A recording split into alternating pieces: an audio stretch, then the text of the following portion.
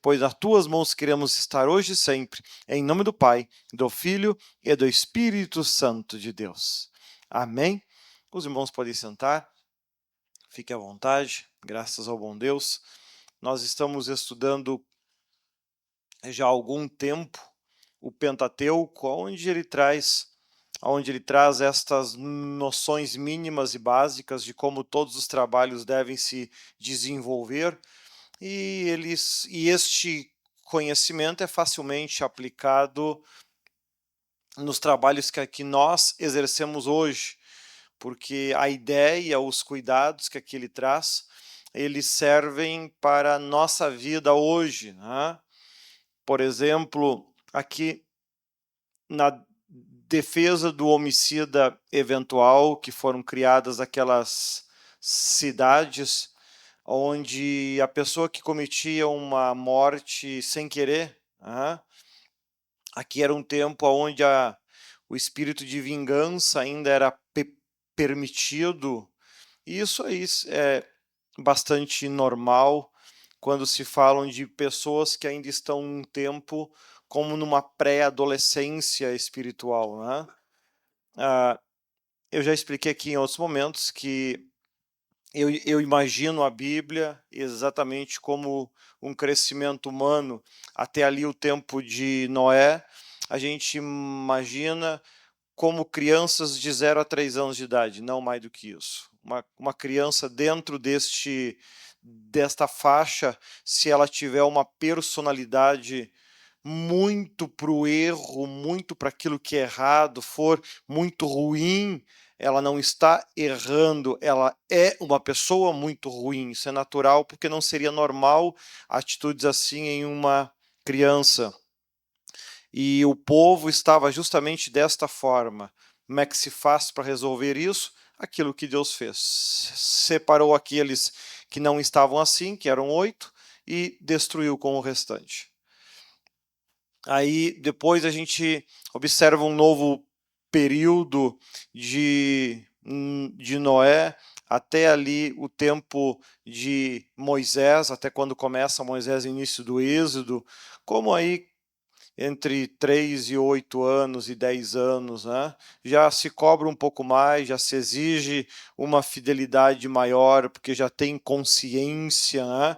Como no caso de Abraão, que Deus pede para que ele ofereça o seu filho em sacrifício, né? Não faria o menor sentido Deus fazer um pedido como esse para qualquer povo lá do tempo de Noé. Eles nem sequer entenderiam isso.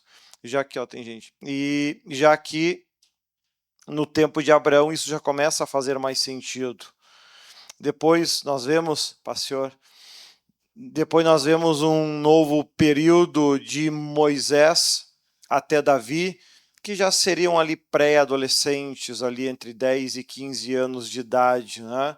A forma de se cobrar também já muda. Observa que ali Davi, ele comete 2 pecados gravíssimos e não é morto por causa disso, porque não fazia mais sentido aplicar tal punição na carne, pois ele já tinha uma idade espiritual suficiente para entender os seus erros, as suas falhas. Por isso, a morte dele não foi carnal, mas sim espiritual. E aí ele escreve grande parte do livro de Salmos, demonstrando as suas orações de como ele cresceu e se fortaleceu na fé, reconstruiu seu relacionamento com Deus. O livro de Salmos, até ali o capítulo 72, mais ou menos, nos traz ótimas ideias de orações, de como orar, de como clamar, porque particularmente eu gosto, até nas minhas orações, de tempo em tempo trazer alguma oração diferente, alguma oração nova para chamar a atenção de Deus para aquilo, para que cada vez que ele escuta as minhas orações é o mesmo blá blá blá blá blá blá blá blá blá blá, e que ele já ouviu 500 mil vezes e ele não gosta disso. Então eu procuro introduzir alguma coisa nova nas minhas orações, na minha forma de orar, para que ele possa ver de tempo em tempo. Claro que não teria conhecimento suficiente para fazer isso em todas as minhas orações, mas eventualmente ao longo do ano, eu gosto de trazer algo novo que venha chamar a atenção dele, né?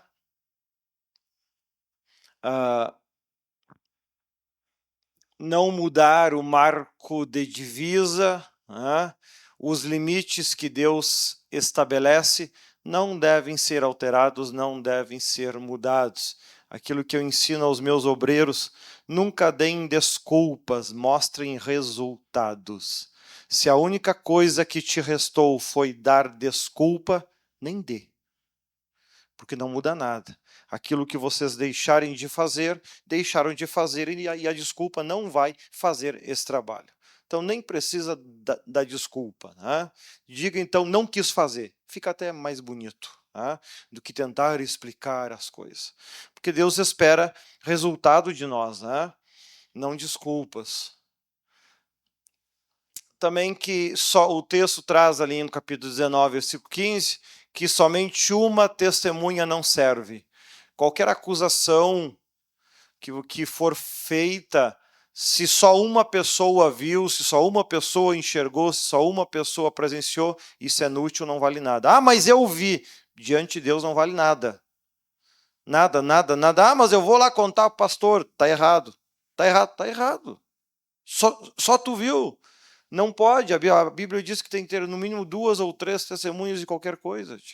Então, daqui a pouco as pessoas entram em confusões e problemas por algo que nem deveria se estar levantando. A Bíblia está dizendo que não serve, né? Então é importante a gente cuidar isso, né?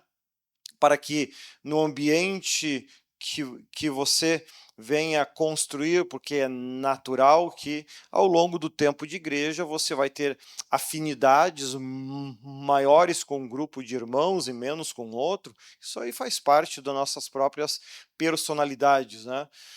Agora, nós temos que ter em mente que se só eu vi alguma coisa, a Bíblia me aconselha então orar por aquela pessoa, né? Eu digo lá, eu ensino eles que quando você enxergar um defeito no teu irmão, não é para você ir contar para a igreja inteira, para a igreja ajudar em oração, né? Não, não, é para você começar a orar por aquela pessoa. Viu que a pessoa está errada em alguma coisa? Então, a partir daquele momento, é teu dever fazer, no mínimo, uma campanha de oração de madrugada por aquela pessoa. Já que tu viu o defeito dela, então agora a missão é tua, né? Então, faça aí, no mínimo, umas 7 semanas de oração de madrugada, às 3 da manhã, para que Deus ajude aquela pessoa, né? Essa, então, é a tua função. Grande parte, depois disso, preferem não ver mais defeito em ninguém. Né? Ou seja, então é melhor a gente tomar cuidado, né, para não entrar nessa olho por olho, dente por dente, né? Porque senão a gente começa a perder a noção do objetivo que nos traz a igreja, que é o nosso crescimento espiritual, que é para que nós consigamos fazer as coisas de uma forma que Deus goste de ver, goste de enxergar, goste de presenciar, para deixá-lo feliz. Porque senão a gente se torna só um frequentador e isso não chama a atenção de Deus.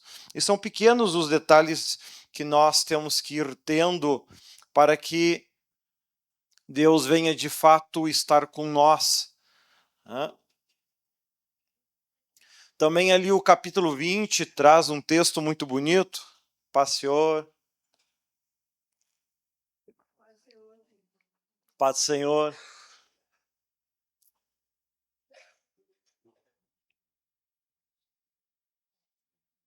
Então, ali no capítulo 20 de Deuteronômio, ele traz um texto muito bonito a respeito da guerra, a respeito de não matar mais as mulheres e as crianças, dos 7 povos que teriam que ser totalmente destruídos e também que deveria se poupar as árvores frutíferas. Esse capítulo 20 de Deuteronômio, eu acho ele muito lindo, porque ele nos ajuda a entender a forma de servir a Deus hoje. Hoje. Como que Deus espera que você sirva a Ele? Em questões de prioridades, né? questões de prioridades, é importante isso.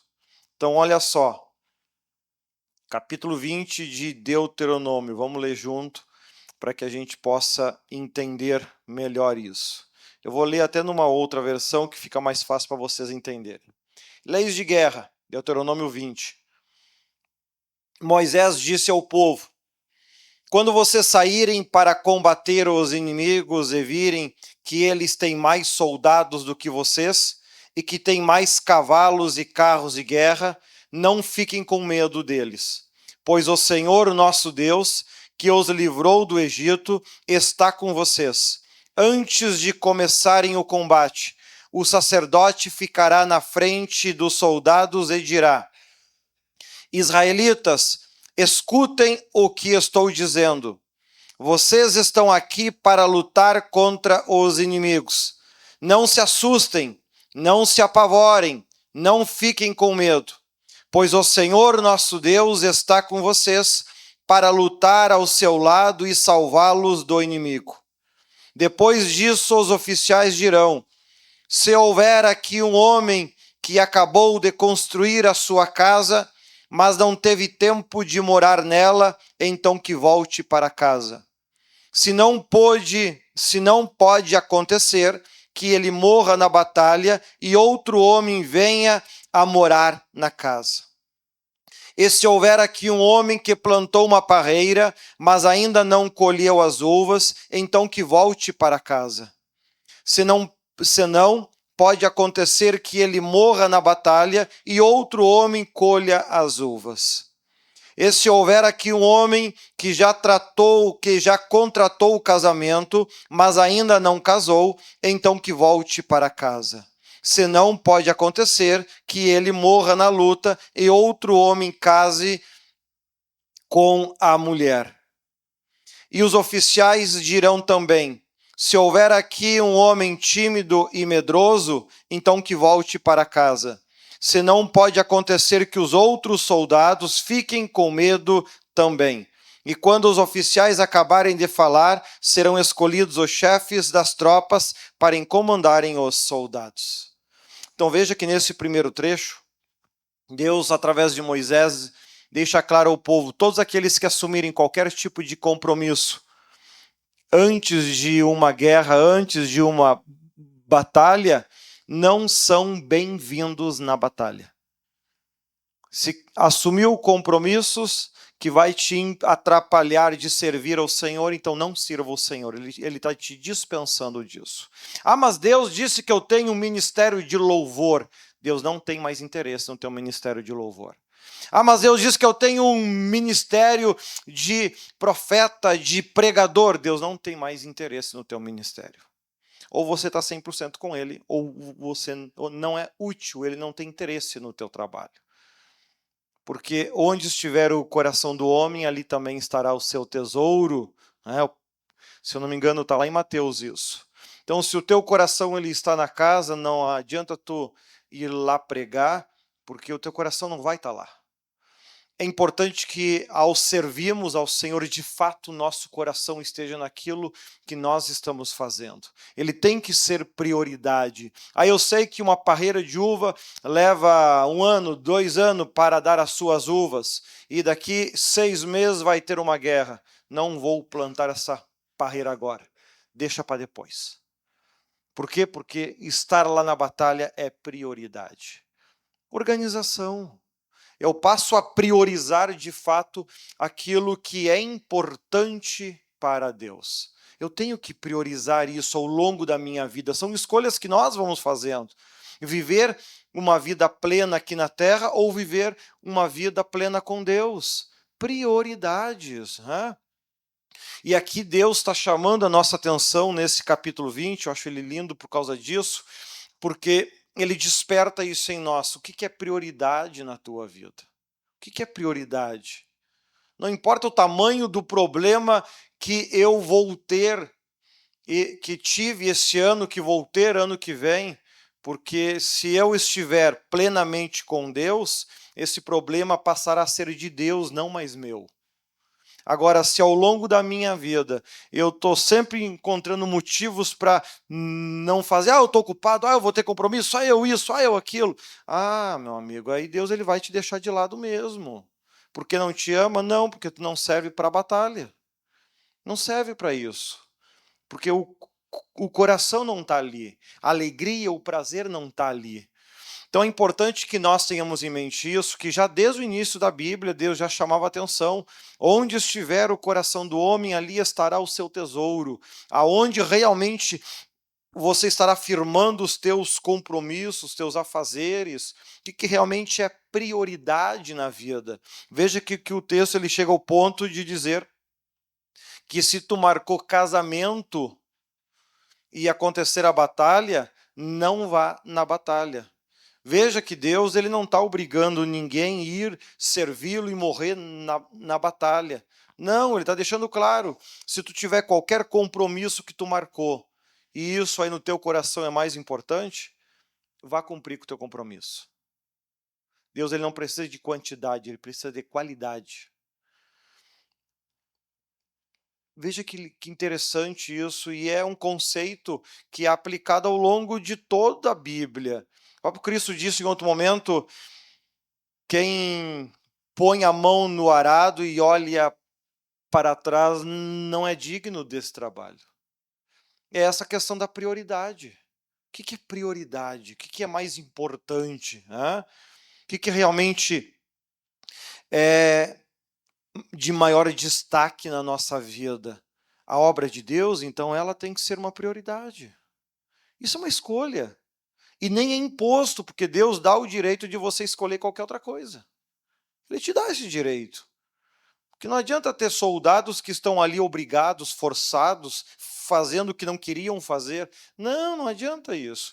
É muito melhor você ter 300 que realmente querem fazer do que 10, 20, 30 mil que não querem. Que estão ali apenas para que Deus não venha ficar brabo. Então, desde o início, já era trabalhado estas questões com o povo. Também ali continua no versículo 10.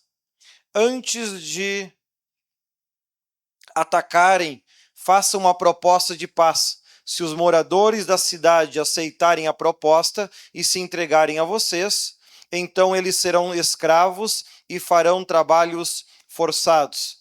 Porém, se eles não se entregarem, mas começarem a luta, então cerquem a cidade, e Deus entregará nas mãos de vocês. Matem a espada todos os homens, mas fiquem com as mulheres, as crianças, os animais, todos os objetos de valor que encontrarem na cidade.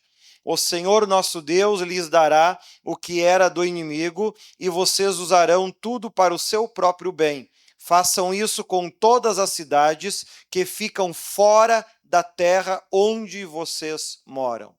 É importante nós percebermos e estarmos em contato sempre com Deus, porque sempre tem exceção. Sempre tem uma forma específica para se trabalhar em cada situação, em cada momento, e a gente não pode generalizar como se tudo fosse uma coisa só. Quando nós pregamos a Bíblia, por exemplo, a gente tem que perceber quem são as pessoas que estão nos escutando, para que a gente possa trazer este conhecimento numa linguagem que elas venham conseguir entender. Se são pessoas que habitualmente não têm o costume de ler a Bíblia, você vai ter que ser muito mais detalhista, especificar muito melhor, você vai ter que ir com mais calma no raciocínio, senão passa aquela impressão que o pregador está fugindo de alguém, descarrega uma quantidade enorme de conteúdo em pouquíssimos minutos.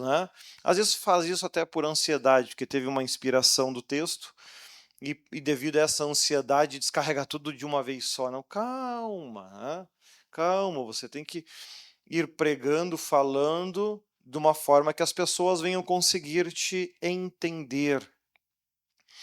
E aqui, então, vemos que havia duas situações na guerra.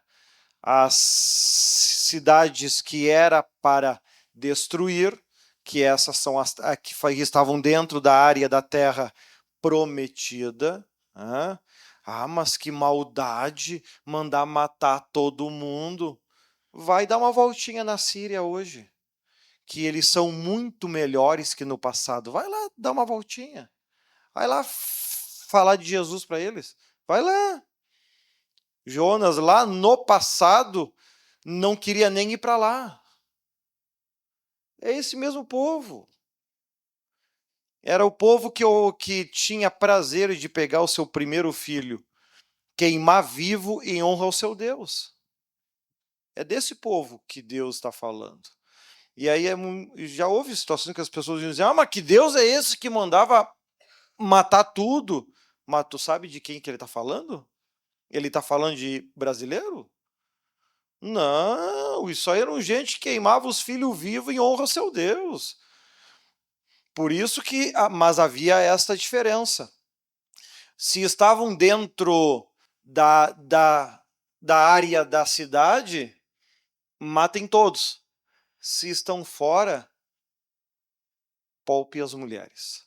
Então, mas por que isso? Por que essa diferença? Justamente por causa do credo religioso deles. Esses que estavam dentro da área eram pessoas muito dedicadas e fiéis a Baal. Os que estavam fora, tinha alguns mais ali ao sul que eram inclusive descendentes do irmão de Jacó, como é o nome dele? Esaú. Eram descendentes de Esaú, ou seja, já tinham uma proximidade muito mais com o próprio Deus de Israel. Então havia esta diferença até de credo entre eles. Então Deus manda que matem todos para que eles não viessem aprender tais costumes. Infelizmente, o crente, a gente pode dizer o crente inclusive de hoje, ele é bonzinho demais. Ele é emotivo demais. E aí, quando ele vai fazer as coisas para Deus, ele não faz da forma que Deus quer. Ele fica com pena, com dozinho. E, mas não precisa tanto. Não precisa tanto. E às vezes não alivia, que é para ter pena desse ou pena daquele. E no futuro, esse povo, nas guerras, ao irem atacar esses 7 povos, eles também fizeram como muitos de vocês, tiveram pena do povo e não mataram. Chegaram num ponto, eles começaram a poupar também as mulheres, crianças, dentro destes povos e não começaram mais a matar tanto, e mudaram a forma, não fizeram aquilo que Deus tinha dito, e o resultado é que de todo o povo de Israel acabaram aderindo aos deuses deste povo, acabaram se dividindo ao meio em 2 nações, Israel e Judá. Todos os reis que comandaram Israel, todos foram perversos e maus aos olhos de Deus. De todos os reis que comandaram Judá, cerca de 7, 8 foram bons aos olhos de Deus, porém mais da metade foram maus aos olhos de Deus, e o povo ele terminou escravizado, eles acabaram morrendo, acabaram padecendo, foram abandonados inclusive por Deus. Judá foi abandonado por cerca de 70 anos, Israel foi abandonado por mais de 100 anos, ao ponto deles clamarem com sinceridade, com coração limpo, com vontade de servir, e Deus responde para eles: eu não vou ajudá-los. Casem, vivam do jeito que dá. Sejam felizes do jeito que dá. Eu não vou ajudar vocês. E de fato não o fez. Porque Deus cansou com eles. Porque as pessoas só clamam com sinceridade, não, agora eu vou servir a Deus, quando a água está batendo no queixo. Enquanto o desespero não chegou aqui, eu não dá, tu vê, eu tenho isso, tenho aquilo, tenho aquele outro, né? Sempre tem uma boa explicação, uma boa desculpa. O problema é que quando você dá uma desculpa, o texto está dizendo que Deus descarta o teu trabalho. Eu tenho tal coisa para fazer, esse ano que vem eu não vou poder fazer muito, que eu tenho que fazer lá não sei o quê. Deus já descarta teu trabalho. Ele simplesmente descarta e vai levantar outros para então que tenham essa disponibilidade. E se eu quero poder servir a Deus, então eu vou ter que colocar isso como prioridade e botar ele na frente. É importante isso, para que a gente, ao longo da nossa vida como crente, nós venhamos de fato ter claras quais são as prioridades na nossa vida.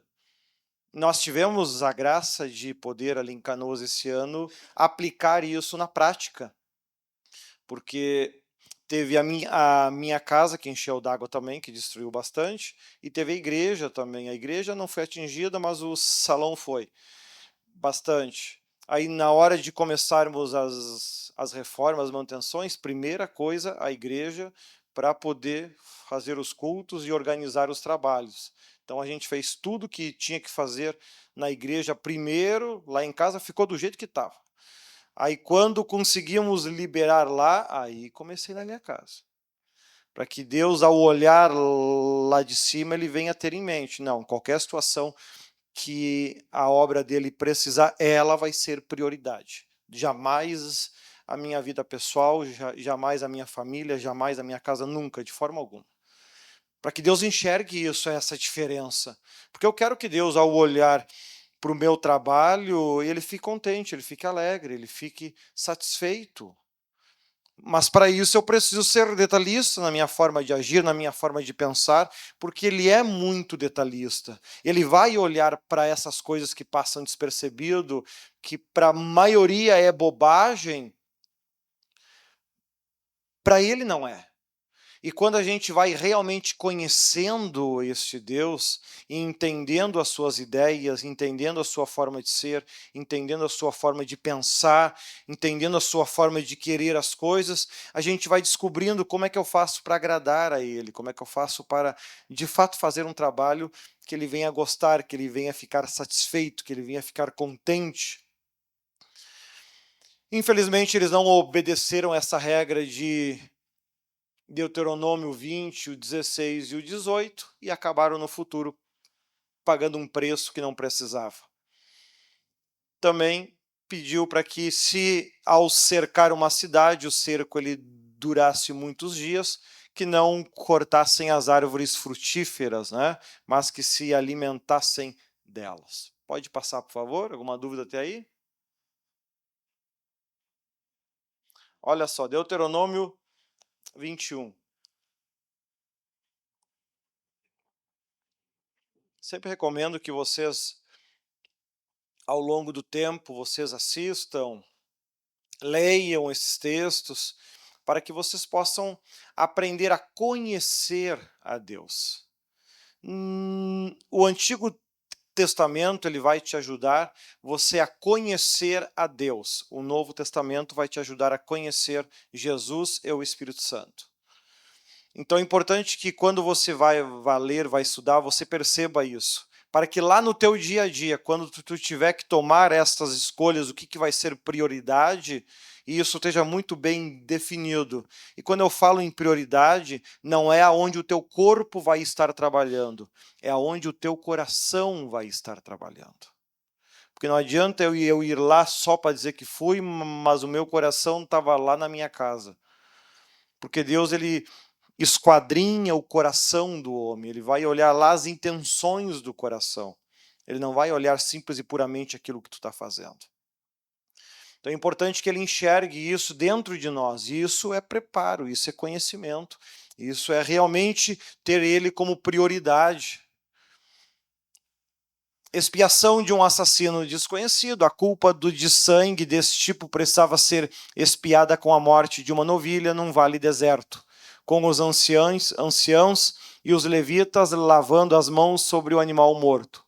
Isso parece uma ilustração de culpa de sangue de Israel, colocando o Messias à morte em seu primeiro advento, juntamente com a expiação dos israelitas na base da morte de Cristo, a novilha morta, concretizada no segundo advento, quando virão aceitá-lo. Veja que interessante, que os levitas tinham que lavar as mãos sobre o corpo do animal para a expiação do pecado, e foi justamente isso que foi feito no tempo que Cristo foi condenada à morte, onde Pilatos lavou suas mãos.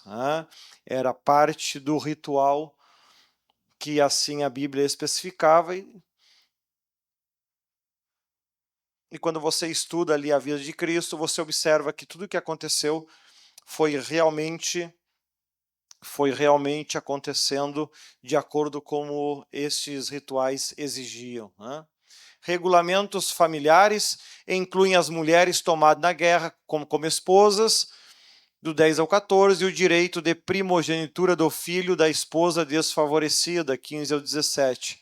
A poligamia é ponto pacífico, apresentando o seu caso do filho rebelde e obstinado, organizando a questão da família, para que não houvessem abusos, para que não houvessem exageros, seja na relação do homem com as suas mulheres. Aqui nesse tempo era comum o homem ter ainda mais de uma mulher, eram ainda pessoas carnalmente, espiritualmente falando, muito crianças, muito infantis, então davam um valor exagerado à questão da família. A família era o centro, a família era o tudo, a família era a prioridade, se respirava pensando na família, se levantava de manhã pensando na família, se ia dormir pensando na família. É a atitude de pessoas que ainda são muito crianças espiritualmente, Acaba Deus ficando sempre do lado. Então Deus deixou alguns regramentos que você pode ler depois melhor, ali do 10 ao 21. Não vou aqui falar, porque nós já vimos eles em Levítico, já vimos ele lá em alguma coisa em Êxodo, já vimos em outros momentos esses regulamentos, lembrando que o livro de Deuteronômio são cerca de 3 pregações, se não me engano, que Moisés fez pouco antes de morrer.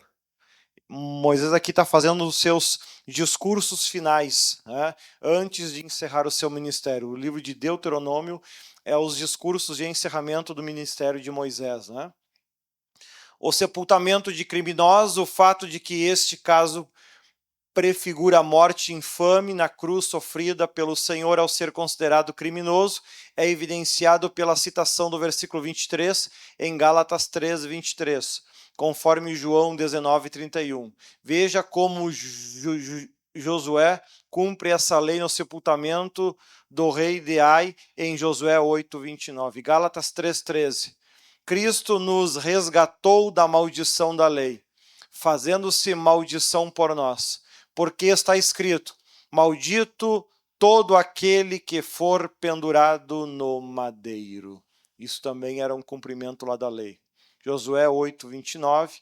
E ao rei de Ai enforcou no madeiro. Até a tarde, ao pôr do sol, ordenou Josué que seu corpo fosse tirado do madeiro, e o lançaram à porta da cidade. O levaram sobre ele um grande montão de pedras até o dia de hoje. O Novo Testamento ele também trabalha, na verdade foi Davi até que trabalhou isso, que as nossas tristezas, as nossas preocupações não devem se levantar conosco, que a gente antes de dormir deve se desfazer dessas coisas, limpar nossa mente, limpar o nosso pensamento disso. Essa ideia vinda aqui da própria crucificação, que o corpo não podia passar a noite ali pendurado, que antes do entardecer, antes do escurecer, ele tinha que ser tirado e enterrado. Não se deixa para outro dia. Pode passar, por favor? Expiação por um assassinato desconhecido, do 1 ao 9. Casamento com prisioneira. Essa questão das palavras, o perigo sempre é escravo, prisioneiro.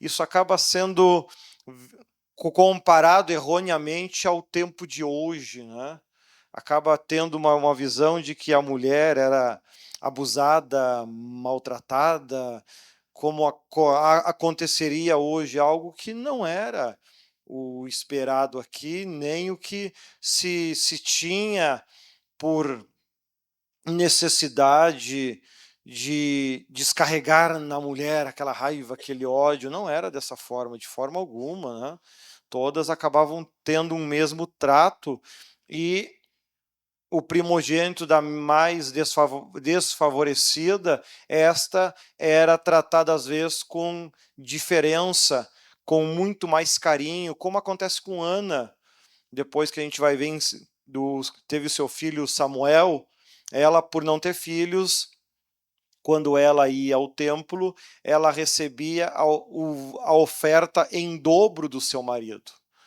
para que ela pudesse oferecer mais a Deus a fim de conseguir aquilo que ela precisava. Então havia esta preocupação do marido, essa responsabilidade.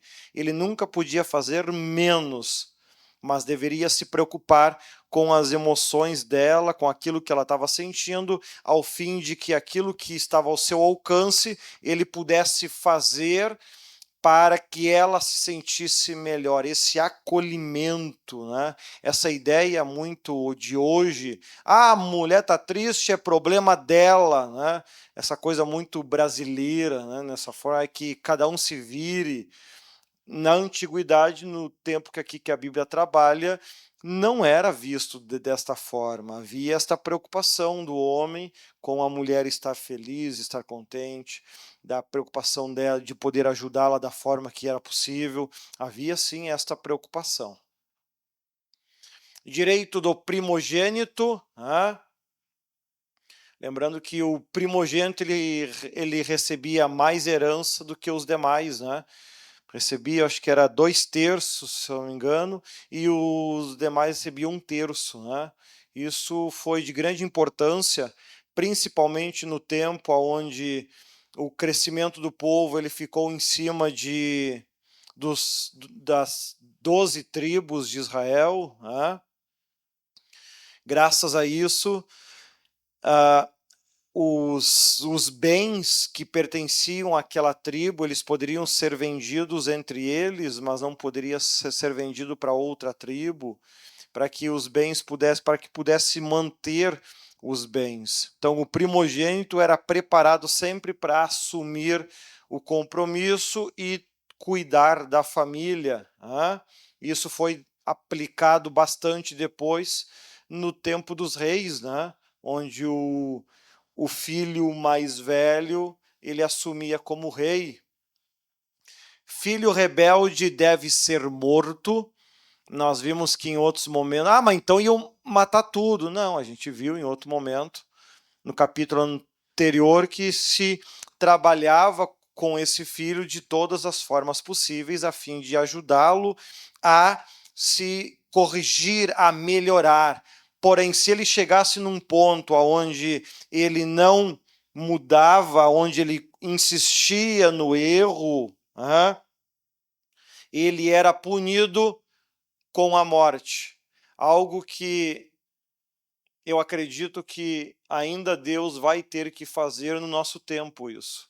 Porque a gente vive um tempo no Evangelho onde cada um vive do jeito que quer, da forma que quer, do modo que quer, e fica tudo por isso mesmo. Às vezes passa décadas dentro da igreja e não se desenvolve. Às vezes teria grandes trabalhos para fazer e não se desenvolve, fica na mesma, e Deus fica ajudando aqui, ajudando ali, abençoando aqui, fica com muita pena, né?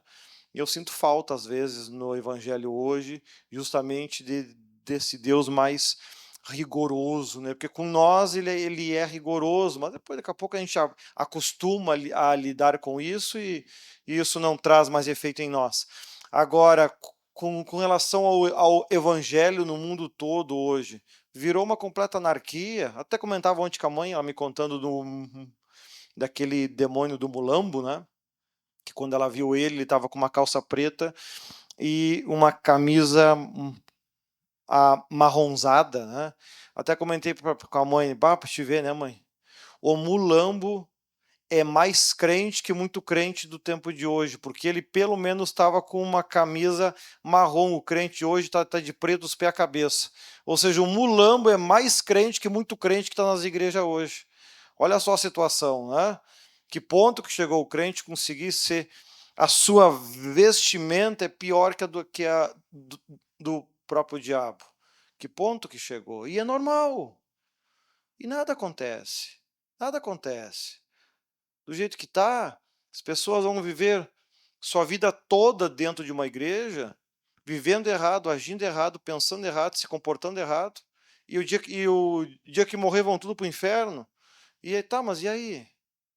Fica tudo por isso mesmo? Então eu acredito que Deus vai ter que fazer algo muito grande, deixar um pouco esse coração de ouro que ele tem, bonzinho, amoroso, e começar a pegar um pouquinho mais pesado no evangelho, para que de fato o trabalho que é sério possa se desenvolver, né? Porque não tem momento que o crente ora mais quando está cheio de problema. Eu digo crente, crente, porque tem aquele crente que é crente Raimundo, né? Um pé na igreja, outro no mundo. Então, quanto mais apanha, pior ele fica. Aí ele fica mais triste, com mais mágoa, com mais rancor, com mais ódio. Ou seja, ele não busca mais a Deus, ele fica pior do que estava antes. É o crente Raimundo. Agora, tem o crente, quando a coisa piora, ele começa a orar mais, ele começa a jejuar mais, ele começa a ir mais na igreja, ele começa a clamar mais, ele começa a buscar mais. Né? Então, esses é que acaba tendo uma chance de salvação maior, né? Para que não seja necessário Deus fazer com nós essa questão. O filho rebelde é morto. Hoje a morte ela acontece. Hoje a morte ela não acontece física. Essa morte é uma morte espiritual, né? Corpo pendurado na cruz deve ser enterrado antes de escurecer, assim como fizeram também com Cristo, né?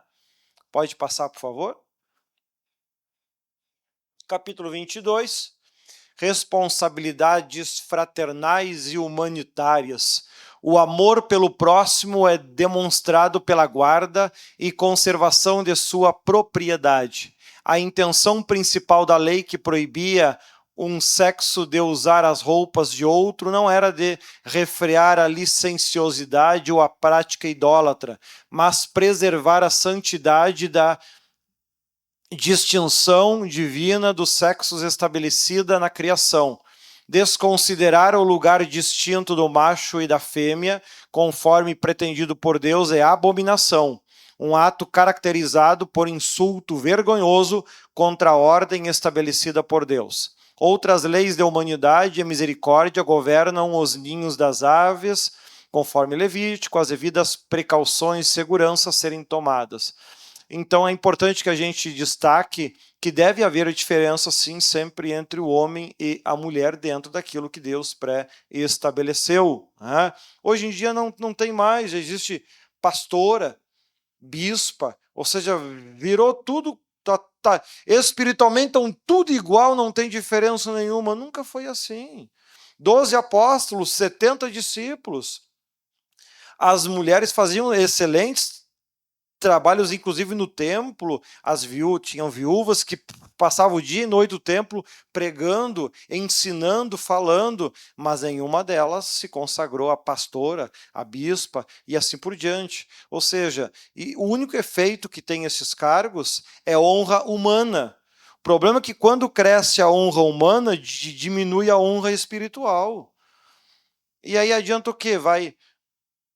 Quando Jesus voltar, elas cheias de honras ficam, e as outras que não eram pastoras, Deus salva. O que adianta daí? Não adianta nada. Então, a forma de se vestir deve ter diferença entre o homem e a mulher.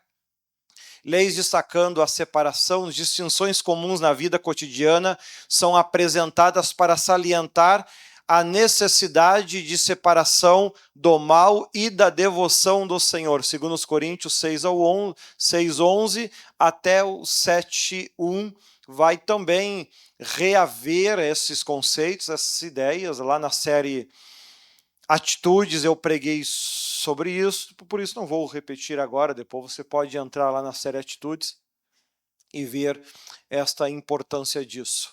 Leis contra adultério, incesto, fornicação são dadas para proteger o lar e a família. Segundo os Coríntios 7:1, ora, amados, pois que temos tais promessas, purifiquemo-nos de toda a imundícia da carne e do espírito, aperfeiçoando a santidade no temor de Deus. temor. Temor não é medo. São dois sentimentos completamente diferentes. Temor é quando, ao fazer algo, você procura fazer da forma mais parecida como Deus deseja que seja. Por exemplo, quando eu estou aqui dando o estudo bíblico, à noite vou estar em Guaporé, em nenhum momento meu coração vai desejar estar em qualquer outro lugar. Por quê? Porque eu tive essa preocupação de que o meu coração, a minha cabeça, ela tem que estar 100% ali. Do contrário, Deus não vai aceitar esse trabalho, mesmo que eu tenha me preparado para isso, mesmo que eu tenha ido até o lugar, feito estudo. Deus, se o meu coração está em outro lugar, o meu pensamento está em outro lugar, Deus vai considerar como se eu nem tivesse feito aquilo.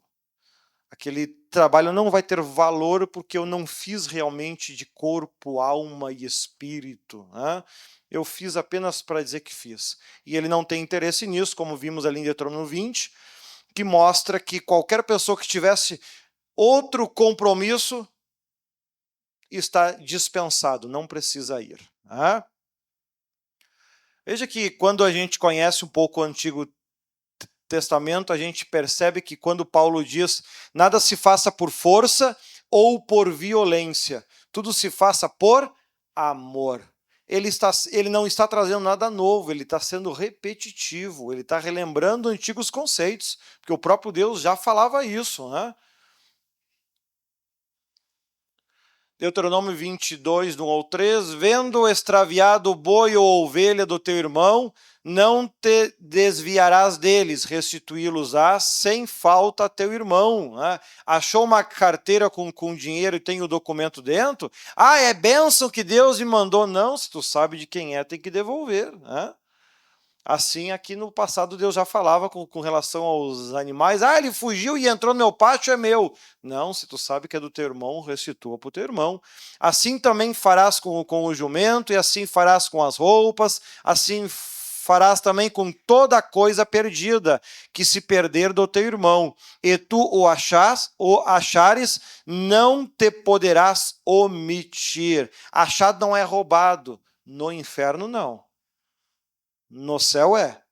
Aí depende para onde tu quer ir. Né? Veja que não é ensinamento novo, é aqui do Deuteronômio. Né? Deuteronômio 22 também fala: a mulher não usará roupas de homem e o homem não usará roupa de mulher, pois o Senhor, o seu Deus, tem aversão por todo aquele que assim o procede. Né? Até hoje de manhã, até o Marcos estava me mostrando, vai ter numa igreja um encontro de casais do mesmo sexo. Vai ter na igreja um encontro onde eles vão ensinar como ter um casamento abençoado. Eu estou dizendo que Deus é bom demais. Poxa vida, né? E não acontece nada. Daqui a pouco vai ter um encontro, vai acontecer, vai ser aquela bênção na visão deles, enfim. E o mundo vai continuar seguindo do mesmo jeito, da mesma forma, né? Poxa, Deus tem sido muito bom, né? Ah, mas e as enchentes que aconteceram, amado? Isso aí é coisa do próprio clima-tempo. Esse tsunami que Deus já falou para nós que vai acontecer ainda na região do Rio de Janeiro, São Paulo ali, o próprio Deus disse para nós que se dependesse dele, isso nunca iria acontecer no Brasil. Que isso só vai acontecer porque os homens estão furando onde não deviam. Ou seja, quando acontecer essa desgraceira toda, ela não faz parte dos acontecimentos que vão ocorrer antes da volta de Cristo. Ou seja, a volta de Cristo já tinha previsto uma desgraceira enorme. Aí tu escuta crente dizendo, volta logo, Jesus. Tu não leu Mateus 24 que antes da vinda de Cristo vai acontecer um monte de desgraça? Quando você diz volta logo, Jesus, você está pedindo que todas essas desgraças aconteçam? Contigo, com a tua família, com os teus filhos, com as pessoas que tu ama? Mateus 24, não precisa ler a Bíblia toda. Está lá, antes das voltas de Cristo, vão acontecer essas coisas, como nunca antes aconteceram e nunca mais se repetirão, antes da chegada do Filho do Homem. Aí a pessoa ora, volta logo, Jesus. Isso, que ama o próximo, tu imagina se não amasse, né? Então, ou seja, então as coisas estão andando por um caminho onde, além de acontecer tudo aquilo que Deus falou que ainda vai acontecer, ainda vão acontecer muitas outras coisas que nem eram para acontecer. Né? O clima está dando aí o resultado. Por quê? Porque estão destruindo com tudo, né? Infelizmente. Então nós temos que cuidar com aquilo que a gente fala em oração como um cristão. Não pode ser um crente imprudente, né? Tem que ter em mente, poxa, a volta de Cristo significa o quê? É todo mundo ir para o céu. Não, todo mundo não. Os preparados. É aqueles que servem ao Senhor e servem de corpo, alma e espírito. Estão completos ali. Né? Não está ali pregando e com a cabeça lá no filho que está em casa doente. Não, ele está inteiro ali, porque sabe lá, os anjos já estão dando um jeito. Tem realmente relacionamento com Deus. Pode passar?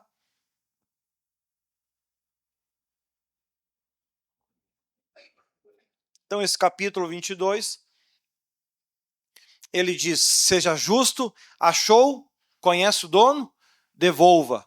Roupas de homens e de mulheres, casamento, adultério e obrigação de casar. Esse capítulo ele trabalha em cima disso. Então é importante que a gente vá percebendo algumas características que nós estamos aqui falando hoje. Primeiro, todo trabalho que você for fazer para Deus, você deve estar fazendo completo, de corpo, alma e espírito. O teu pensamento, a tua cabeça realmente tem que estar ali. Se não está ali, queria estar fazendo outra coisa, mas por amor a Deus eu estou aqui fazendo. Irmão, nem devia ter vindo. Porque Deus ele quer que a gente seja completo com Ele. Da mesma forma que quando Ele vai nos curar, Ele vai abrir uma porta, Ele vai ajudar. Ele não tenta fazer, Ele vem e faz por nós. Ele é completo com nós também. Outro ponto que a gente então percebe que tem que cuidar, e aqui ele cita a questão de devolver o que não é nosso, é que não basta apenas ter boas intenções. De boa intenção o inferno está cheio. Eu fui falar algo para o irmão e ele ficou magoado comigo. Na próxima vez eu nem ajudo mais. E tu tá certo, nem tenta mais. Porque se é para fazer da forma errada, não faça. Porque os frutos do Espírito, longanimidade, benignidade, paciência, mansidão, ou seja, os frutos do Espírito que está ali no Novo Testamento, são coisas boas. Se tu foi ajudar o irmão e o resultado é ruim, o Espírito Santo não estava lá. Tu fez a forma errada. Tu fez do jeito errado, do modo errado. Então é importante que a gente tenha em mente isso, que a questão não é só fazer. Deus os escolheu para ir e dar frutos e frutos que permaneçam. E esses frutos não é qualquer fruto, tem que ser frutos do Espírito.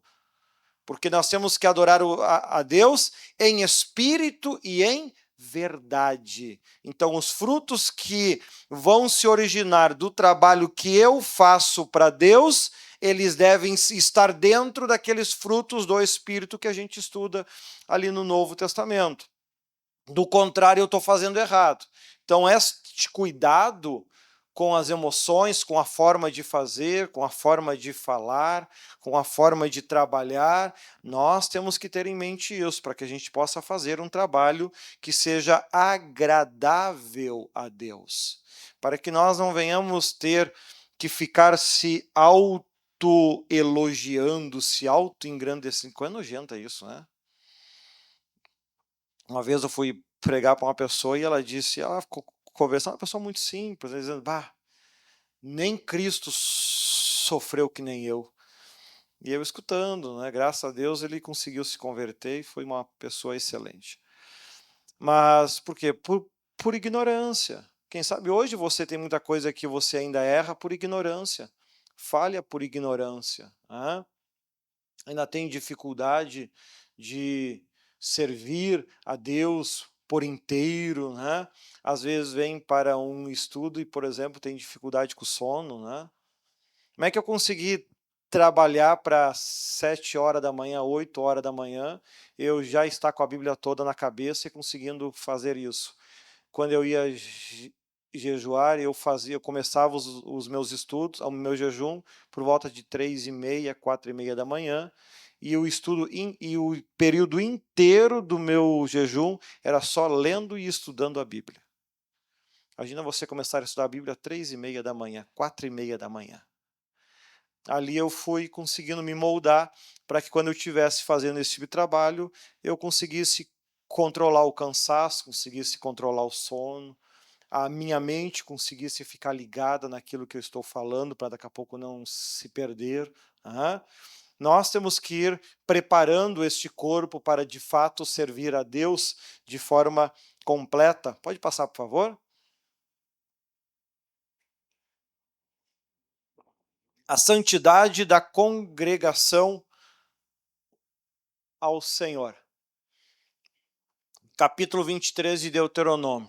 A constituição da congregação do Senhor. A congregação, Assembleia do Senhor, como a igreja do Novo Testamento, devia estar separada de tudo e de todos que fossem impuros ou contaminados, segundo os Coríntios 6, 11 até o 7, 1. Por ser Assembleia do Senhor, só os verdadeiramente limpos, conforme João 13, 10, e João 13, do 13 ao 15,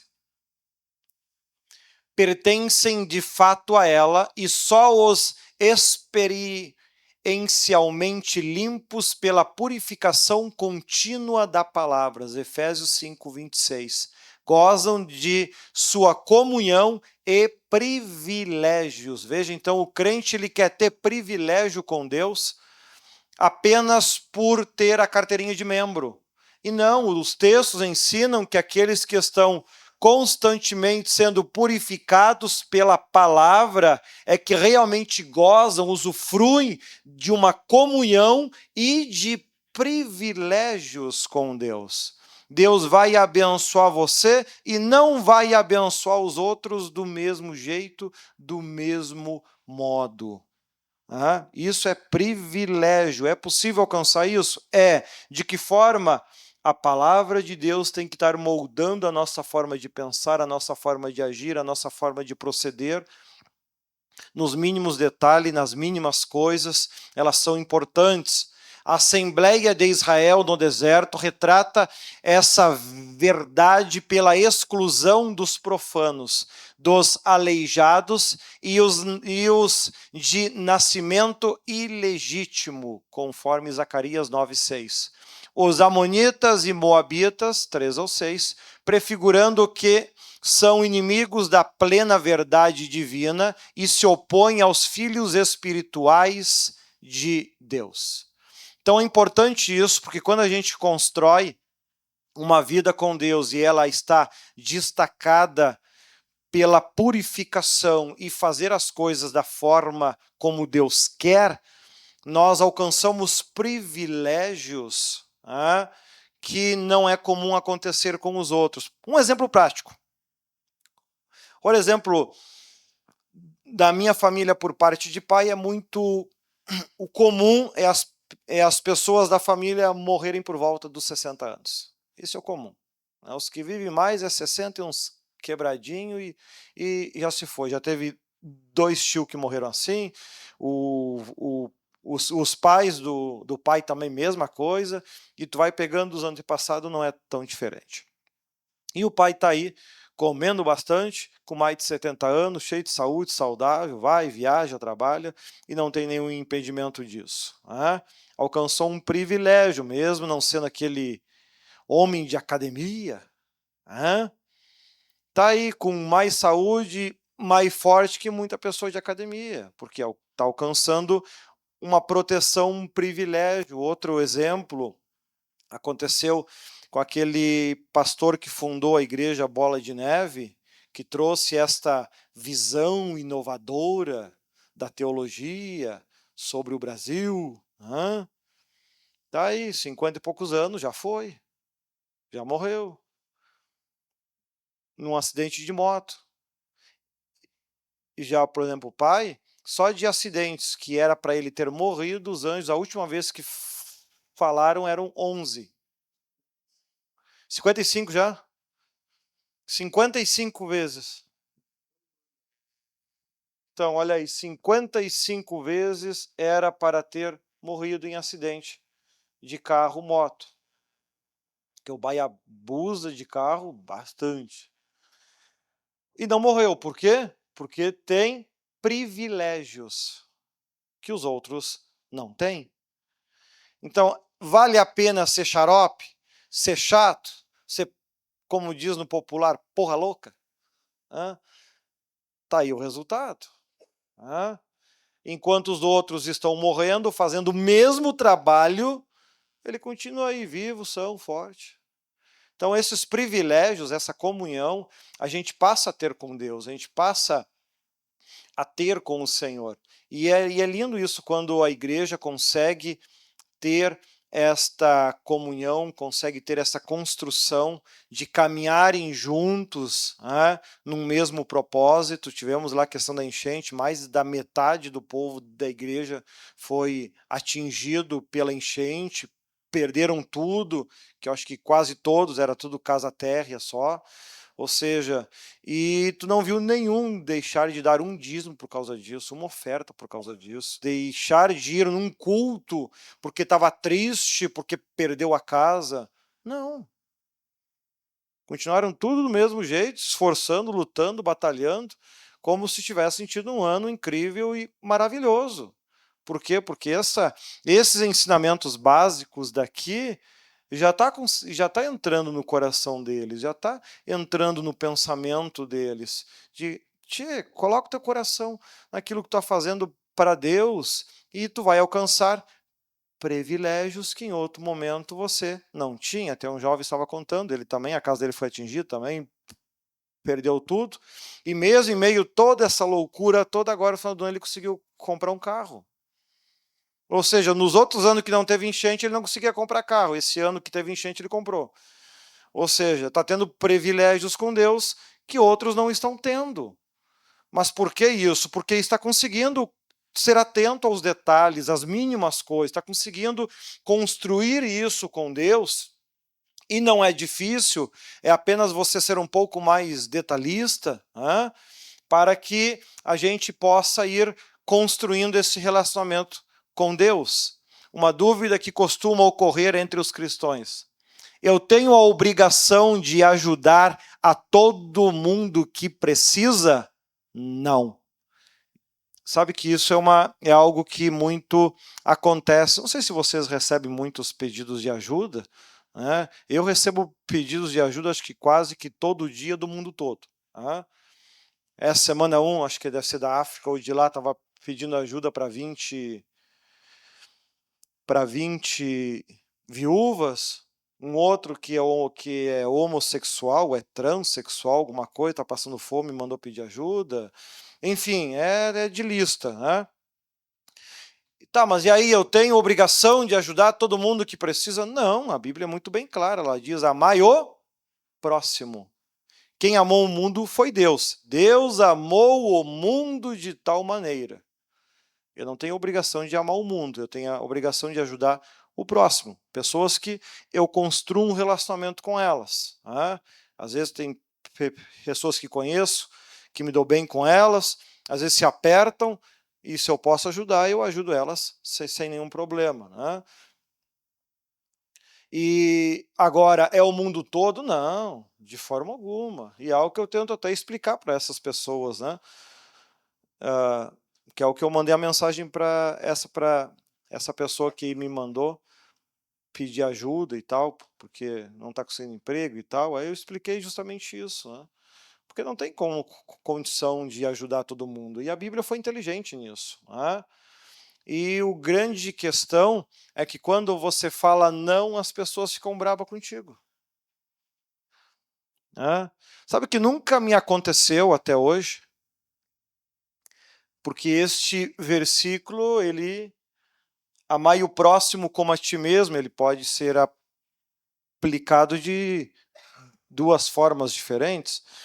Agora, nunca aconteceu de alguém vir cobrar este amor ao próximo, ou seja, quer que eu dê o dinheiro? Isso aí é comum. Agora, do contrário, a pessoa vir, não, e me falar o seguinte, a Bíblia diz que eu tenho que amar o próximo, então eu quero te ajudar a trocar de carro. Isso nunca me aconteceu. Vir pedir, sim. Oferecer, não. Então veja como, por vezes, as pessoas acabam querendo usar a Bíblia apenas só para levar vantagem. Só para levar vantagem. Só para levar vantagem. Isso é muito ruim. Porque ela está fazendo isso achando que está dando uma desperta. Só que ela está amontoando desgraça sobre ela mesma. Sobre ela mesma, porque Deus está vendo isso. Deus, Paulo, quando ele ensina, ele diz que Deus olha a intenção do coração do homem. E um crente que só usa a Bíblia para querer levar vantagem, ele está usando errado a Bíblia. Cuidado com isso. Cuidado com isso. Eu, particularmente, esse versículo de amar o próximo, eu não uso nem com Deus. Nem com Deus. Não tenho o hábito de pedir nada para Ele, não peço cura, porque Ele me deu capacidade de saber controlar quando eu estou sentindo dor e faço o trabalho do mesmo jeito. Ou seja, então, mas eu peço, Senhor, abençoa o povo, então, porque às vezes o povo não tem essa mesma capacidade. Até eu tinha dito para Deus, e agora eu falo isso porque ele já falou em público, que até ele, esses dias, na Guajuvira, usando profeta, ele disse para mim que não rejeitasse as bênçãos dele, porque ele queria me abençoar até o final deste ano. E ele foi bastante insistente nisso. Eu sempre digo para ele, Senhor, antes de tu me dar uma bênção financeira para mim, dá para o povo. Não precisa dar para mim. Eu sei me virar não tendo as coisas, e eu consigo servir do mesmo jeito, da mesma forma. Agora, o teu povo, muitas vezes, não tem essa fé. Muitas vezes, se eles estão passando por uma dificuldade, passando uma luta, eles desanimam na fé e até saem da igreja. Então, eu não preciso ter mais do que eu tenho. Eu tenho que comer, eu tenho que vestir, tá bom. Dá para eles. Mas eles não merecem, então pega aquilo que tu ia dar para mim, que mereço, e dá para eles. Pronto, tá paga a dívida, resolveu o problema. A gente não perde a alma deles, eles ficam alegres e felizes, eu fico alegre e feliz, e todo mundo é feliz e ponto final. Aí esses dias que ele falou, não rejeite as bênçãos que eu quero te dar. Eu amei, então, seja feita a tua vontade. Mas a intenção é poder ajudar as pessoas a permanecerem firmes na igreja, e se elas não conseguem ser abençoadas pela sua própria fé, pela sua própria confiança em Deus, que seja então através de nós. Pronto. O importante é que a obra dê resultado, que o trabalho cresça, que ele desenvolva, que as pessoas queiram cada vez mais estar na casa de Deus, estar na igreja. Mas enfim, então eu prefiro, então, se é para usar esse tipo de texto de bênção, eu prefiro usá-los e orar para que Deus abençoe, então, o povo e ajude o povo, e é o que ele fez lá bastante em Canoas, está todo mundo bem abençoado, não tem falta de nada, então é isso que importa. O resto, daqui a pouco a gente morre mesmo e dá no pé e pronto. Em primeiro lugar, a Bíblia limita o amor ao próximo como a si mesmo. Ou seja, se você não tem obrigação de prejudicar para ajudar o outro, já que se eu fizesse, estaria amando o próximo mais do que a si mesmo. Ou seja, o texto que diz, amai o próximo como a si mesmo, ele está dizendo que eu não posso fazer pelo próximo mais do que a mim mesmo. Então eu posso dizer tranquilamente, não. E o texto dá ordem que eu tenho que te explicar o porquê que eu não vou ajudar? Não, ele não exige que eu te dê explicações. Então eu posso tranquilamente dizer não, assunto encerrado e a vida que segue. Porque a Bíblia não exige que eu te dê explicações. Que eu dê explicações para a pessoa do porquê que eu não vou ajudar. Eu posso simplesmente dizer não, porque eu estou no meu limite e eu não posso amar mais do que a mim mesmo. Ponto final. Mas vamos ficar brabo. Bom, se ele não se converteu, é problema dele, não é questão minha. Tá? Ou seja, eu digo isso para a gente especificar um pouco, já que essa é a ideia do estudo bíblico, né? A gente poder entender a Bíblia um pouco além do que se pregaria em um culto público, para que a gente, como crente, não venha estar preocupado, mas o que, que o irmão vai pensar e sentir? Bom, aí é um problema dele, né? Porque se ele está com o diabo, não tem como esperar muita coisa, ele vai ficar bravo contigo, né? E se ele não ficar bravo contigo, ele vai tentar te explorar. Ou seja, não tem o que fugir para não afetar a pessoa, né? Então a gente tem que simplesmente ser sincero. Não, assunto encerrado, e se ficarem tristes e bravo, amém. É uma escolha de cada um, né? Se eu, que cresci dentro da igreja, não preciso pedir nada nem para Deus, por que, que eles estão tendo que pedir para os outros ainda? Poxa vida. Então, então, quando você for falar este não, fique tranquilo, né? O restante não é contigo. Agora, se pode ajudar, ajude. Né? Não ajude porque a pessoa merece. Ajude porque você sentiu de ajudar. Se a pessoa merece ou não, é problema dela com Deus. Eu digo, a minha função como pastor não é ser juiz. Eu não julgo ninguém. Cada um que viva do jeito que quer, da forma que quer, e ponto final. Eu não julgo ninguém. Eu apenas coloco em cima do altar aqueles que estão preparados dentro daquilo que eu espero de cada um. Agora, se os que eu não botei ali estão certo e errado, isso não é problema meu. Isso é entre eles e Deus. É entre vocês e Deus. Não é minha função dizer se vocês estão certo ou errado e estão indo para o céu, para o inferno. Não é minha função isso. Oi.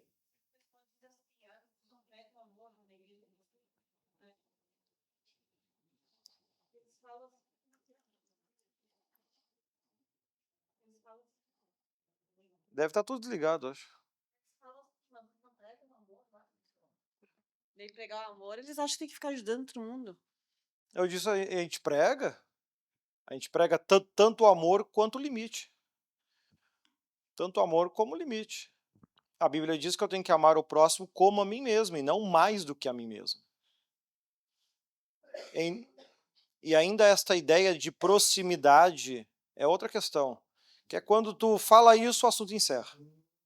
Uma vez uma pessoa me ligou pedindo dinheiro, que ele tinha vindo não sei de onde e precisava de R$ 50 para comprar uma passagem de ônibus.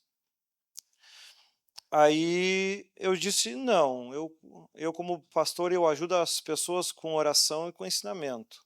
Com dinheiro, pessoas que eu não conheço, eu não ajudo. Aí ele disse, mas e o amor ao próximo? Eu disse, sabe que esse texto foi muito inteligente quando foi escrito. Porque em nenhum momento a Bíblia disse que eu tenho obrigação de amar o mundo todo. Ela disse que eu tenho que amar o próximo.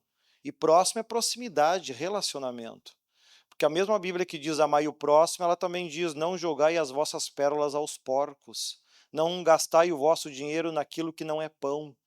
Ou seja, ela me impõe uma responsabilidade de que o dinheiro que eu ganhei, ele seja gasto de forma inteligente, prudente, justa, de acordo com aquilo que a Bíblia exige. E se eu não te conheço, como é que eu vou saber que tu vai usar esse dinheiro de forma certa ou errada?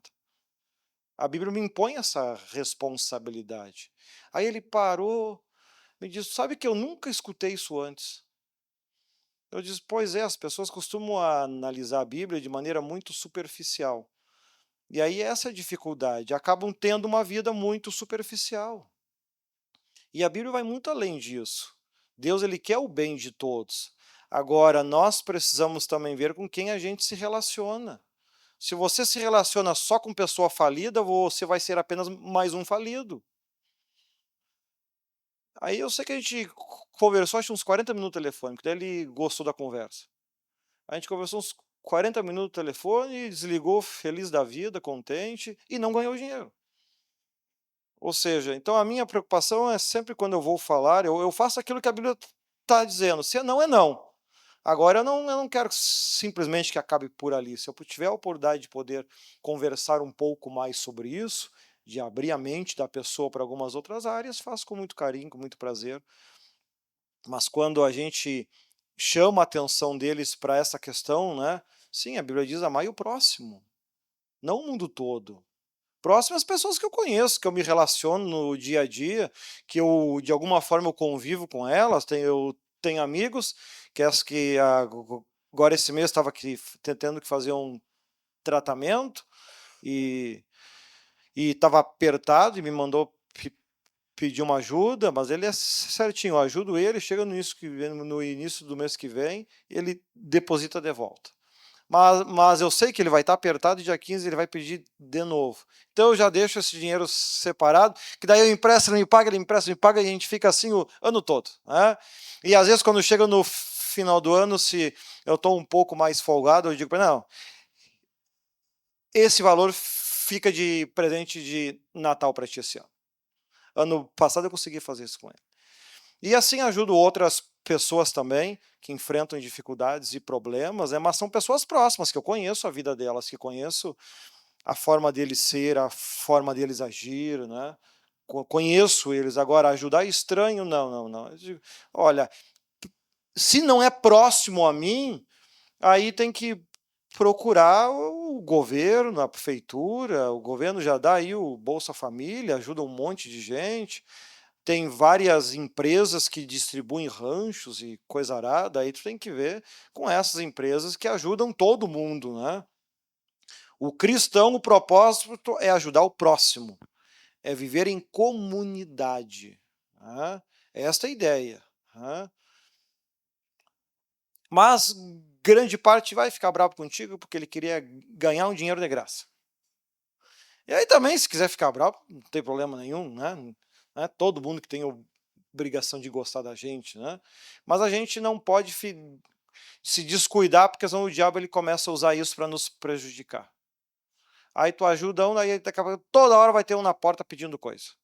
E o diabo vai levar de fila para tomar o que é teu. Não, para. Então não ajuda. Vale lembrar que a lei foi escrita para os israelitas e não para todas as nações. Estrangeiros poderiam ser aceitos e terem os mesmos direitos desde que cumprissem com as exigências da lei de Deus. Isso é outra questão que você pode destacar se você tiver a fim de discutir um pouco mais. Né? Às vezes acontece as pessoas me perguntar, uma vez saindo do culto e vem um jovem me pregar sobre o batismo em nome de Jesus. Aí naquele dia eu estava com vontade de discutir. Né? A gente ficou conversando, acho uns 40 minutos ali na frente da igreja. Ele pegou raiva, ó, nunca mais eu vi o cara nem passando na frente da igreja. Então, se a gente quer discutir também, a gente pode abrir outras questões, que aqui eu chamei a atenção quando eu escrevi, que esse amar o próximo não é uma lei do Brasil. É uma regra da Bíblia. Então, se é uma regra da Bíblia, ela é exclusiva para aqueles que acreditam na Bíblia. Aí, se você quiser complicar um pouquinho mais, você pode perguntar, tá, mas em que igreja tu vai? Ah, eu não vou a igreja nenhuma. Tá, mas essa regra não é uma lei do Brasil. É uma regra da Bíblia. E a Bíblia ela foi escrita para aqueles que servem e amam a Deus. Assim como eles têm os deveres, eles têm os direitos. Para que você tenha o direito de ser amado pelo próximo, tu tem que se propor a ser próximo. Do contrário, essa lei não serve para ti, ou tu vai querer só o que a Bíblia traz de vantagem, o resto não. Lembra que a Bíblia não foi escrita para todo mundo, ela foi escrita, esse texto de amor ao próximo foi escrito aqui para aqueles que queriam se propor servir a Deus, que eram os israelitas. No Novo Testamento, nas vezes que Jesus ajudou as pessoas, essas pessoas se propuseram servir a Deus, como a gente pode citar o caso lá daquela mulher que estava na beira do poço, que foi tirar água, né? Uma samaritana. Jesus começou a pregar para ela e falar para ela. E ela aceitou de tal forma que ela passou a falar de Jesus entre os samaritanos. E aí, mais à frente, depois, acho que foi através de Paulo ou de outros apóstolos, a Bíblia traz que estes samaritanos vieram e disseram para ela: nós aprendemos a conhecer Jesus através do que tu falava. Porém, hoje a gente conhece não apenas por aquilo que você dizia, mas nós também vimos e ouvimos. Se tu realmente quer ser amado pelo teu próximo, venha para a igreja e sirva a Jesus. Porque se você rejeita a Bíblia, rejeita a igreja, você rejeita também todos os direitos e bênçãos que ela pode te oferecer, inclusive a vida eterna. Mas a escolha é sua. Se eu estiver um pouquinho mais a fim de discutir, eu vou puxar outros pontos, outros detalhes, enfim, né? E a gente com isso aproveita, sem magoar, sem ferir, puxa sobre ela uma responsabilidade. Aí você poderia também trabalhar outras questões, como Paulo fala, o que planta mais colhe mais, o que planta menos colhe menos. Você poderia trabalhar também que uma árvore ruim não pode dar fruto bom. Se tu fizer coisa errada na vida, você vai só colher coisa ruim.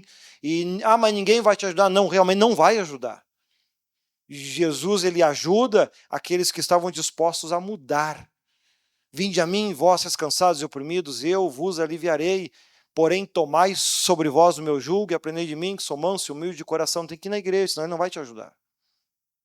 Tu abre mão de toda essa responsabilidade. Então, esse amor ao próximo, nossa, isso aí, se tu vai querer trabalhar textos, dá para fazer uma vigília inteira só puxando textos em cima disso, da amplitude que ela tem e dos limites que ela impõe. Não faz nenhum sentido uma pessoa que não é crente, que não acredita no mesmo Deus que você, exigir uma ajuda baseado em uma lei que ela não acredita. Não faz sentido isso. Sim? Rapidamente, o senhor tinha falado sobre a questão do amor ao próximo, né? Uma vez eu até comentei contigo, experimentei uma situação, né, onde eu interpretava mal isto. Na época que eu trabalhava em construção civil, eu ganhava uma sacola básica todo mês, né, da empresa. Tinha uma pessoa, uma senhora necessitada, que ia na igreja, só que ela ia na igreja como vai no CRAS, né, para buscar benefício. Ah, os irmãos da igreja me dão. Aí eu pensava assim, bah, tem que ganhar essa alma para Jesus, né? Então todo mês, quase todo mês, eu dava minha sacola básica para ela poder vir na igreja. Olha, irmã, continua vindo na igreja. Tá. Aí, depois aconteceu um tempo assim, que eu acho que até conversando contigo e com outros irmãos mais próximos, eu consegui entender o seguinte: poxa, os irmãos que estão do meu lado, os obreiros que estão do meu lado, de vez em quando eu também posso passar necessidade, qualquer um pode. Não, a gente está no mundo. Às vezes eu estou deixando de ajudar o cara que está do meu lado, que está iniciando o culto para mim, pregando comigo, tocando comigo, para ajudar alguém que eventualmente vai vir na igreja. Ele não está nem aí se hoje quem vai iniciar, quem vai pregar, se o irmão Marcos está sozinho, tem apoio, tem não tem. Pera, eu estou fazendo errado. Aí eu comecei a aplicar isso daí, literalmente, ajudando o meu próximo. E quando, por exemplo, eu estou numa necessidade, porque às vezes a gente tem aquele impulso assim, ó, tu tá numa necessidade, o teu primeiro impulso é, vou pedir para alguém. A primeira coisa que eu penso, pera. Por que Deus não me abençoa e abençoa os outros? Tem alguma coisa errada aí? Será que eu não estou fazendo alguma coisa que Deus não se agrada? Porque Deus deseja abençoar a todos. A gente começa a refletir, buscar de Deus. Muitas situações da minha vida que eu pensei em pedir ajuda para os outros. Cheguei para Deus e pedi ao Senhor, me mostra o que está acontecendo. Através de ensinamentos, de pregações, até mesmo de uma leitura da Bíblia, Deus me mostrava, ó, faça dessa forma que a coisa vai melhorar. E eu aplicava aquele conhecimento e acabei não precisando pedir ajuda para as pessoas, porque eu recebi já uma ajuda direta de Deus. Até uma forma mais simples também da irmã poder responder. Mas vocês não pregam o amor? Sim, a gente prega o amor ao próximo, mas você é próximo de mim em quê que eu não estou me lembrando? Próximo em quê? Não somos da mesma família. Não frequentamos os mesmos lugares. Não vamos na mesma igreja. Nós somos próximos em que mesmo, que eu não estou me recordando? Ou seja, então, sempre vai ter desses. Sempre vai ter. Né? O importante é que a gente responda de uma forma inteligente ou simplesmente diga, não posso. Pronto, não tem que dar explicação. Ah, tu pode me ajudar? Não posso. Também é outra forma de você, com poucas palavras, resolver o problema, né? Ah, mas não posso. Pronto, não tem que dar explicação. Né? Eu não tenho que contar minha vida para explicar.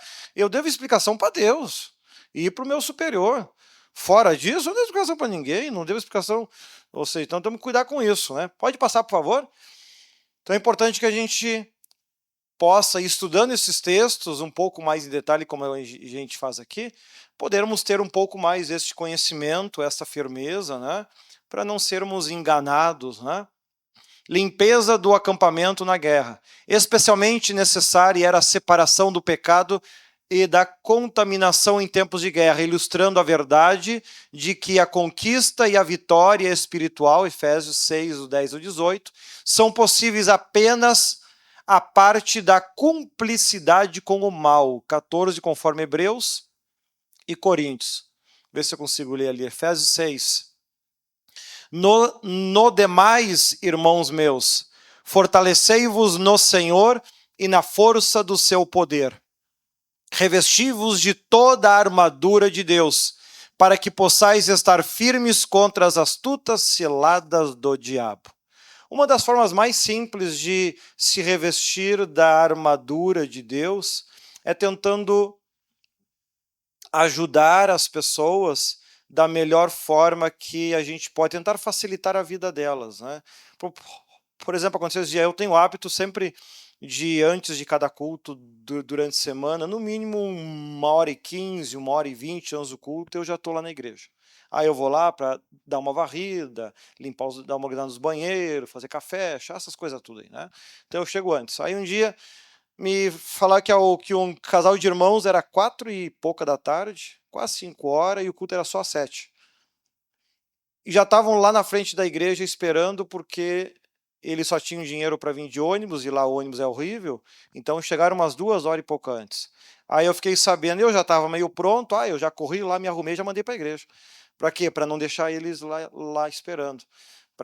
Para que eles nunca desanimem em vir na igreja. Eles moram lá na Guajuvira, fizeram o esforço de vir aqui na Matias para assistir o culto. Né? Eu digo, tchê, eu umas 2 horas antes eu já estou com a roupa pronta em cima da cama e tal. Da qualquer emergência eu já corro para lá. Né? Ou seja, para facilitar isso, porque eu quero que Deus veja que eu não criei uma casca na minha volta, um individualismo. Não, eu consigo sentir a dor das pessoas e vou, dentro do que é possível, claro, vou poder auxiliar e ajudar eles. Né? E isso contagia esse comportamento. Quando eu estou viajando, nos sábados lá, os jovens também chegam antes e ficam lá ensaiando. Para quê? Para abrir a igreja, para o povo poder, quando chegar mais cedo, poderem ir no culto. E o resultado é comum, as pessoas agora, pouco a pouco, meia hora antes do culto, 40 minutos, já estão chegando para ouvir uns louvor, bater papo, tomar um café e papai e tal, já estão tendo o hábito de chegar mais cedo também. Né? Então a gente vai podendo contagiar no ambiente onde a gente vive, trabalha, serve a Deus, porque se eu consigo fazer isso por eles, a Bíblia é outro detalhe que Cristo ainda chamou: tudo que fizerdes a um dos meus pequeninos, fazeis a mim. São pequenos gestos, pequenas atitudes. Né? Entre ter razão e ser feliz, escolha ser feliz. Né? Ali Hebreus 12, do 1 ao 2, eu não vou conseguir ler, mas depois você lê ali. Ou não sabeis que o vosso corpo é o templo do Espírito Santo que habita em vós, provenientemente de Deus, e que não sois de vós mesmos, porque fostes comprados por bom preço.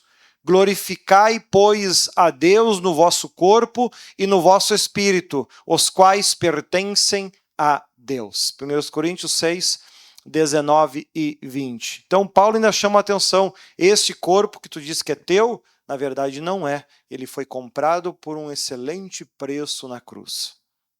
Então, faça o que você puder, mas faça que você tenha amor pelas pessoas, nos mínimos detalhes, nas pequenas coisas do dia a dia, que esses conhecimentos estejam aí inseridos para te ajudar. Pode passar, por favor?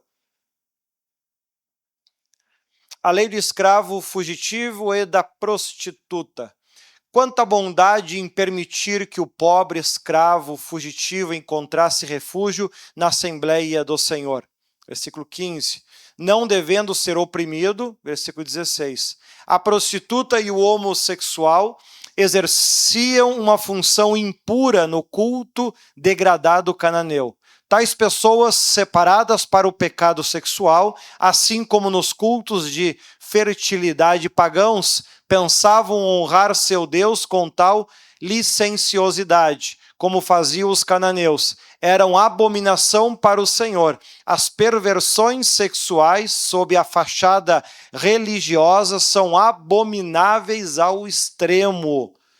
Então, lá quando eu escrevi esse texto, nem sei quanto tempo atrás, é importante ir lá, já nos estudos já mostravam claramente, não existe exceção, não existe exceção, prostituição, homossexualidade, cada um tem o direito de ser o que quiser. Você que está assistindo a gravação, não fica bravo comigo, porque assim como o amor ao próximo não é uma lei do país, é uma lei da Bíblia, e por isso só serve para aqueles que acreditam e vivem o que diz a Bíblia. Se você não acredita na Bíblia e não serve o que diz a Bíblia, esta lei não se aplica a você. O amor ao próximo não se aplica a você, como também dizer que o homossexualismo é uma abominação também não se aplica a você, porque você não acredita na Bíblia. A única questão que vale a pena ser ressaltada é que depois da morte, a Bíblia se aplica a todos, sem exceção. Então aqui na Terra, cada um vive do seu jeito, do seu modo. Quer ser homossexual, é um direito seu. Agora, isso está externo à Bíblia.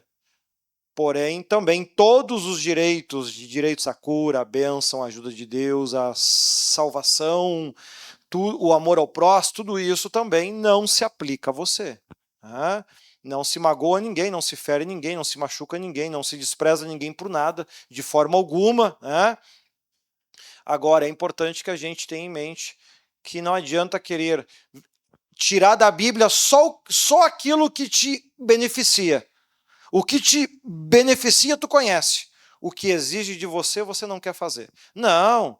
Aquele que tirar da Bíblia um ponto, será culpado de toda ela. Tiago 2,10. Aquele que tirar um ponto, rejeitou toda ela. Então, se você rejeita alguma coisa da Bíblia, você está abrindo mão de todos os outros benefícios também. E a salvação é um deles. Outros regulamentos da congregação do Senhor. A usura ou cobrança de juros não devia ser praticada entre irmãos na congregação. É importante salientar que todas essas regras, normas, mandamentos ou direitos eram aplicados ao povo de Israel, ao povo desta congregação e não a estranhos ou estrangeiros. Para que estes pudessem ter acesso a esses direitos, deviam então fazer parte da congregação e obedecer às mesmas regras. Vemos que esta clara diferença nesta questão dos juros, a um membro da igreja não devia se cobrar juros de alguém que não pertencia à congregação de Israel. Sim, devia cobrar juros. Então aqui a gente começa a entrar num ponto um pouquinho mais avançado do que vocês estavam habitualmente aprendendo, que os direitos que a Bíblia traz é exclusivo para aqueles que acreditam e servem a Deus na igreja. Não é um direito dos demais, não é um direito dos outros. É importante nós termos em mente isso. Então, quando se emprestava um dinheiro para um irmão da igreja, quando se emprestava um dinheiro para o irmão da igreja, não devia se cobrar juros. Lembrando-se, como a gente viu, não é uma obrigação emprestar dinheiro se você não tem condições. O texto limita até a mim mesmo. Ponto final. Se eu vou me prejudicar, eu não preciso emprestar e eu posso dizer não. Eu tenho que dar explicação disso? Não. Eu não tenho que dar explicação. A Bíblia não faz essa exigência. Mas quanto aos demais, aí não havia nenhum problema de cobrar juros, desde que fossem justos. Então, cuidado, daqui a pouco vão dizer que os bancos vão tudo para o inferno porque cobram juro. Não, ali não é uma igreja. Ele empresta para pessoas que eles não conhecem. Então, cuidado com isso. Cuidado com isso. Os votos deviam ser cumpridos pelo povo de Deus, Levítico 27, números 30, Mateus 5. A lei sobre como comer uvas e arrancar espigas demonstrava que a terra era essencialmente do Senhor e que era como se ele chamasse os famintos para ser seus convidados. Entretanto, o Senhor também protegia bondosamente os direitos do proprietário. Então, cuidado com essa história de invadir terra e coisa arada. Isso aí está errado até diante de Deus. Mas cada um faz o que quer da vida. Só não pode entrar no céu depois. Pode passar, por favor? Pessoas excluídas dos cultos, como nós vimos, Veja que o texto ele está dizendo que você tem o direito de ser o que quiser, só não pode fazer parte do culto da igreja. Mas se você não acredita em Bíblia, não acredita em nada, viva a tua vida e seja feliz aqui.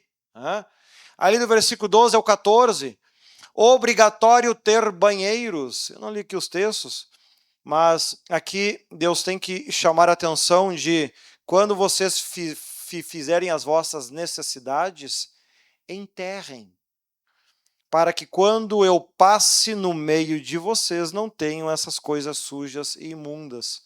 Então aqui entrou, nesse capítulo, uma lembrança que Moisés está fazendo da necessidade de ter um local para se fazer as fezes. Não pode botar na sacolinha e rodear e atirar no pátio. Não faça isso. Cuidado com o relaxamento. Casa suja, imunda, bagunçada, o diabo adora isso. Então aqui Deus está chamando a atenção deles. Não, tem aqui um banheiro. Então ao longo dos textos Deus teve que dizer, usem cueca. Para quando subirem no monte para falar com o povo não fique feio. Nós já vimos isso. Agora aqui ele está dizendo, tem um banheiro. Tem um local para fazer as vossas necessidades e enterrar isso. Aí se inventou a patente. Para ver,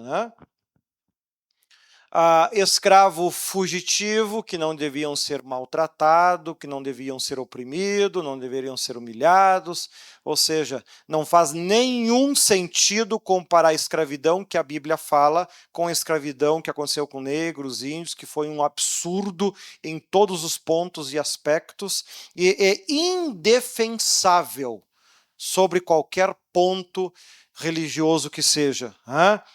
Antigamente, uma dada religião aí defendia que os negros podiam ser escravizados porque não tinham alma. Não tinham alma, foi os líderes que escreveram isso. Uma igreja muito famosa, que eu não vou falar o nome para daqui a pouco não ser processado. Ou seja, apoiou um absurdo desse. Ou seja, então não tem nada a ver uma coisa com a outra. Escravo que a Bíblia fala é quem, no nosso tempo, tem o nome sujo no SPC Serasa. É a mesma coisa. É uma pessoa que tem uma dívida que não pagou. Escravo fugitivo, aquele que tem uma dívida e está fugindo para não pagar. Tem que apanhar por causa disso? Não. Tem que ser humilhado por causa disso? Não. Cuidado, se alguém te deve, tu vai lá e põe na rede social. Vou botar o nome de todo mundo que me deve na rede social porque é caloteiro. Não sou advogado, mas que eu sei, isso inclusive é crime, né? Não pode, porque eu sei.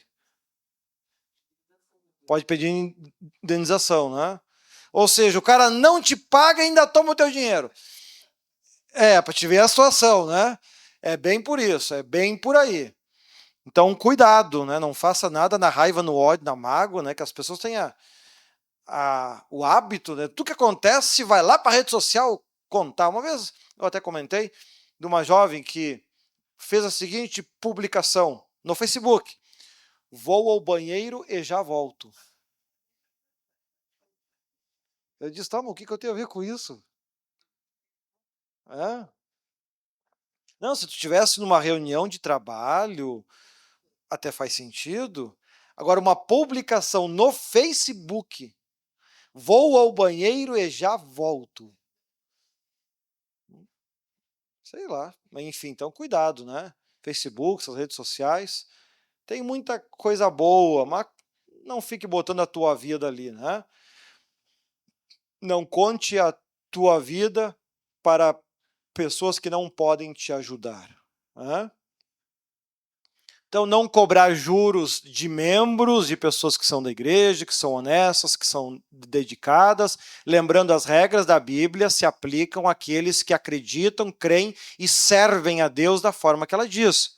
Um ímpio que não acredita em nada, ele não tem direito aos benefícios que a Bíblia traz em nenhum aspecto, nem mesmo a salvação. Ponto final. Tu quer ser um bebum? Amém? É um direito teu. Mas não venha me cobrar amor ao próximo porque tu não serve a Bíblia, tu não serve a Deus. Então ela não se aplica a você. Se eu puder ajudar, vou ajudar, mas aí é outra regra. Aí é a regra da misericórdia. É outro regramento. Se eu puder ajudar uma pessoa que eu não conheço, eu posso ajudar sim, eu vou ter misericórdia. Inclusive, Jesus fala que aqueles que tiverem misericórdia de um dos pequenos dele, ele terá de nós também. Mas aí não é uma obrigação, é uma escolha. Né? Como se tudo der certo vai ter. Agora de tarde, lá na Guajuviras, vai ter um evento para crianças com brinquedos, cachorro-quente. Algumas pessoas que gostam do nosso trabalho pediram para fazer lá na igreja, eu autorizei.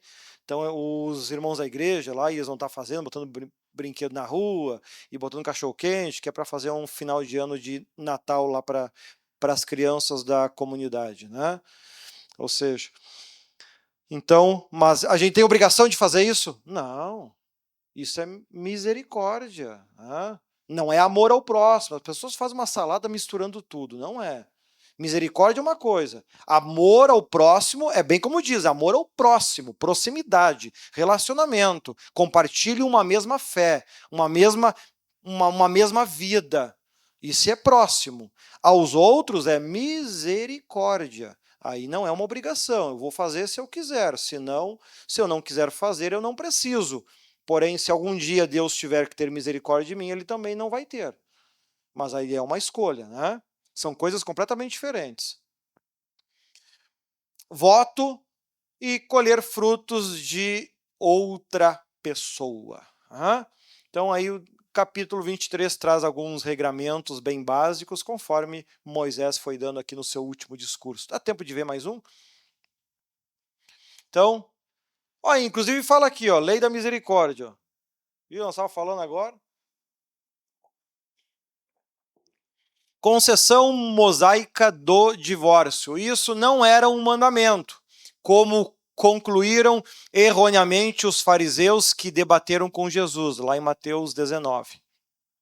Mas apenas uma concessão, ou seja, era algo que Moisés permitiu por causa da dureza do coração dos israelitas. Ou seja, então, a concessão do divórcio, ela é consequência da dureza do coração da pessoa. Então, Deus pode considerar o divórcio que alguém fez? Pode. Por que ele está fazendo isso? Por causa da dureza do coração daquela pessoa. Qual é a chance daquela pessoa se salvar? quase zero. Porque o próprio ato dela, a Bíblia está dizendo que ela está fazendo isso por dureza do seu coração. Não está considerando os casos que a Bíblia já prevê, como na questão de traição ou por escolher ficar só. A Bíblia te permite ficar só, se separar e não casar mais. A Bíblia te dá esse direito sem problema nenhum. Agora, no caso de separação, que é o que eles estavam debatendo com Jesus, isso foi uma concessão que Moisés fez por causa da dureza do coração deles. Então, se você vê, mas aquele fulano era casado e se separou e continuou na igreja, não sei o que, não sei o que. Sim, isso aconteceu por causa da dureza do coração dele e dela, enfim. Qual é a chance daquela pessoa se separar, se salvar? Quase zero. Porque ela tem um coração duro. Porque se ela tivesse um coração voltado para Deus, nem teria feito isso. Então, essa dureza de coração já era prevista lá no passado. Aí entraria em outros aspectos essa questão da dureza do coração, por que era permitido isso, mas aí entra numa área que eu não sou muito fã de falar, que é essa parte de casamento, relacionamento, ensinamento. Né? O Senhor até pediu para que eu desse um estudo sobre isso, mas eu não sou muito fã dessa área. Né? É uma área da Bíblia que eu prefiro deixar para lá, porque as pessoas têm muito uma opinião formada demais, e aí eu vou ter que entrar em detalhes de pontos que não vão concordar, e aí, enfim, eu não sou muito fã dessa área. Eu prefiro trabalhar muitas outras áreas, como a gente faz na série Milagres de Cristo, como na série Atitudes, como na série Emoções, como num outro trabalho que eu tive inspiração esse ano e eu comecei a escrever ele. Enfim, mas essa área de casamento com mais detalhe em cada um desses aspectos, trabalhar essa dureza de coração, de que forma isso influencia, o porquê que foi concedido o divórcio, para que a pessoa que tem o coração duro, não há nada a se fazer mais por ela, mas tu consegue fazer pela outra que está sendo abandonada, por isso que por vezes Deus trabalha isso para salvar a vida, ou seja, então tem muitos outros aspectos que a gente poderia trabalhar, mas não é uma área que eu tenho muita afinidade, enfim. Então ali do versículo 5 ao 22, outras regras, o recém-casado estava livre da guerra ou dos encargos por 1 ano. Então, casou por 1 ano, não pode ir para a guerra, né? Tem que ficar cuidando. A tua guerra é em casa. Conseguir fazer o negócio dar certo. Não, tu já tem uma guerra difícil em casa, então fica nessa difícil que as outras é mais fácil. Então, por 1 ano, fica em casa. O difícil do casamento não é no primeiro ano, né? O complicado do casamento é a partir do 5º ano. Aí é que ele começa a ser mais complicado, porque daí já se tornou muito mais essa questão do cotidiano se tornou já muito forte, e aquilo que antes era uma novidade deixou de ser, se torna uma repetição praticamente do mesmo, e aí que ele começa a entrar numa nova fase, que geralmente acontece lá do 5º ano em diante, que é quando o casamento ele começa a se deparar com dificuldades e problemas que antes não existiam. É consequência desse cotidiano e consequência dessa repetição do mesmo. Né? Mas aí também, como eu disse, é outra área e eu não tenho o hábito de trabalhar nela. Nada que fosse indispensável à própria existência, tal como o moinho para preparar a comida diária, deveria ser tomado como penhor por alguma dívida. Se fosse penhorar alguma coisa para pagar alguma dívida, não podia ser algo essencial à vida. Por exemplo, a casa que mora tem só uma, não podia ser tomada. O trabalho, a pessoa tem um moinho, tu não pode tomar aquilo como pagamento da dívida. Não, isso não pode fazer. Né? Então a Bíblia dava alguns limites. Tu tem direito de receber o que é teu. Tu não tem direito de prejudicar o outro, de tornar a situação dele ainda pior. Por isso, tu não é obrigado a fazer negócio, mas se for fazer, faça com prudência, porque Deus não vai aceitar que tu prejudique a pessoa depois. Então, na dúvida, não faça, não é obrigado a fazer. O rapto, conforme Êxodo 21:16, era punido com a morte, questão do sequestro, né? As leis a respeito da lepra deviam ser observadas com cuidado, bem como as que diziam a respeito à tomada de uma veste empenhada, do tratamento dos servos, da punição dos pecados, da justiça e das espigas deixadas para os pobres, né? Ou seja, a Bíblia ela previa que parte da tua colheita, eu vou colher, eu não podia colher tudo. Uma parte eu tinha que deixar para as pessoas pobres virem apanhar, que é as que caíam pelo caminho, e também uma parte era deixada para que os animais silvestres pudessem comer. Então tinha esse cuidado, né? Para que Deus abençoasse a plantação, para que Deus abençoasse a cultura, né? Inclusive, quem fez muito bom uso desta lei foi a Ruth, né? Ruth fez uso disso, ela começou se recuperando com Noemi graças a esta lei, né? E acabou se casando e sendo, acho que foi avó de Davi, né? Entrando inclusive para a genealogia de Cristo, Mateus 1 ali, mesmo sendo uma estrangeira, né? Muito lindo isso. Foi lindo quando Deus escreveu isso aqui, para te ver uma bobagem que quem olha assim passa percebido. Isso mudou a vida de uma família no futuro. Isso, uma que foi citada, né? Fora todas as outras. A questão da lepra, que tinha que ser separado, porque era uma doença contagiosa que passava, né? Então eles tinham que ser separados. Pode passar? Acho que vai ter só o resumo agora. Então, o divórcio, segundo a lei mosaica, o divórcio não era um mandamento, era um direito concedido a pessoas duras de coração, a fim de resguardar ela, não, o outro. A fim de resguardar o outro. Não reatar com o marido anterior, por exemplo, eu me separei e me casei com outro. Aí eu não gostei da outra e eu quero voltar com a anterior. A Bíblia diz que Deus não vê isso com bons olhos. Isso não deve acontecer. A Bíblia chama a atenção para isso. Começou outro relacionamento, não voltem a ficar juntos. Ela não proíbe, mas a Bíblia diz que Deus não vê isso com bons olhos porque ele enxerga isso como confusão. Período da lua de mel, que era um ano. Não tirar o sustento em caso de dívida. O sequestro era punido com a morte. Questões da lepra. Questão de não atrase o salário. Se você já tem o dinheiro para pagar na sexta, não deixa para pagar na segunda. Não pague então na sexta, no dia certo. Não deixe para depois isso. Cada um é responsável pelo seu pecado, e deixar parte da colheita para os pobres. Isso além do dízimo e de todos os deveres que tinham, ainda ela especificava deixar parte para os pobres, deixar parte para os animais e assim por diante. E ainda ao 7º ano não podia plantar, tinha que deixar a terra descansando, ou seja, mas aí vai comer o quê? 1 Crônicas 31, se a memória não me engana, fala ali que os sacerdotes tiveram que dizer para o povo que praticava isso, não façam mais doações. Nós não temos mais aonde guardar de tanto que Deus tem abençoado o povo. Ninguém perde por fazer o certo, perde por fazer o errado.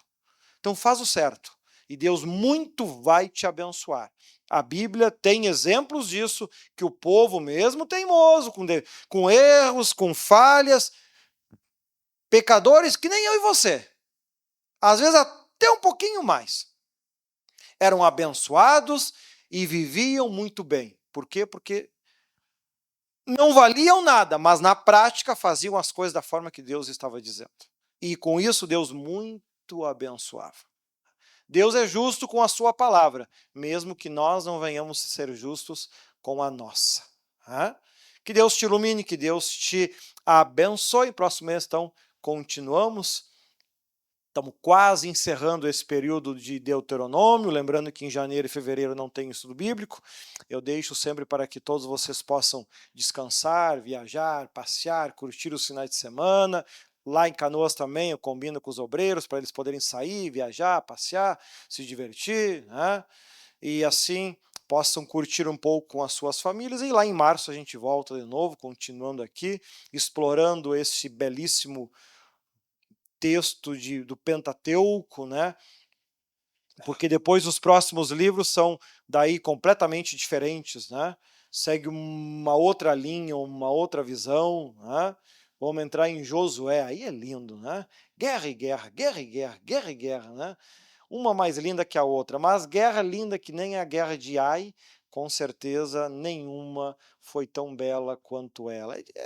Parece estranho se falar lindo uma guerra, mas quando vocês estenderem os aspectos, os ensinamentos, tudo o que aconteceu ali, com certeza é um belíssimo momento. De todas elas, é a que eu particularmente mais gostei. Vamos colocar para esse momento, então? Vamos orar, vamos falar com Deus. Senhor Deus e amado Pai, muito obrigado pelo carinho, muito obrigado por trazer a cada um desses irmãos até aqui, que essas palavras possam ficar guardadas no teu coração, na vida de cada um de nós, e que no teu coração, ó Deus, possa ficar guardado o amor e o carinho e o prazer que tivemos em vir até aqui estudar textos que para grande parte da humanidade foram abandonados, mas para nós são preciosos e muita emoção e alegria produzem em nós. Graças eu te dou por tudo. Muito obrigado por essa oportunidade. Nas tuas mãos estamos. Em nome do Pai, do Filho e do Espírito Santo de Deus. Amém? Que Deus te ilumine, que Deus te abençoe e de todos na paz do Senhor Jesus.